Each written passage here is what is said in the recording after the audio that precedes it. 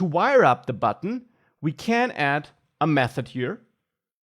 Add1 could be the method name, and it's the method I want to trigger upon a click on this button, just as we learned it before in this course.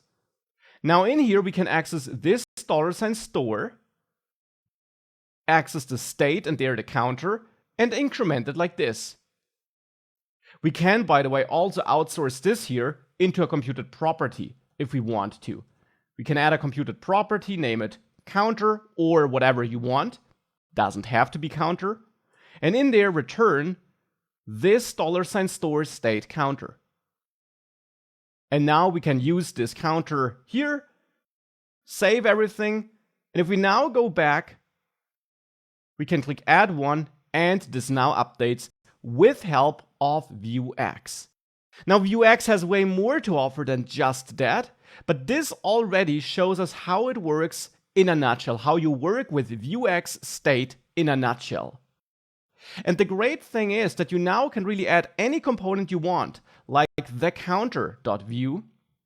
And in there, we can add this h3 tag. So let's add it in the template of the counter. And in there, I then add this computed property. So this computed property that calculates the counter, cut it from app view and add it in the counter view.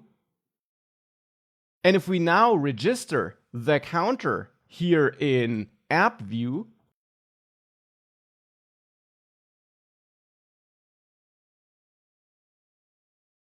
like this and like this, we can add it here above the button, just like that. Save everything, and it will still work as before. If I reload, this still works because it's really a global store, a global state that can be accessed from any component without injection, without passing props around. Now, this doesn't replace props in general. To a direct child, you typically want to pass props if you, the parent component, have the data.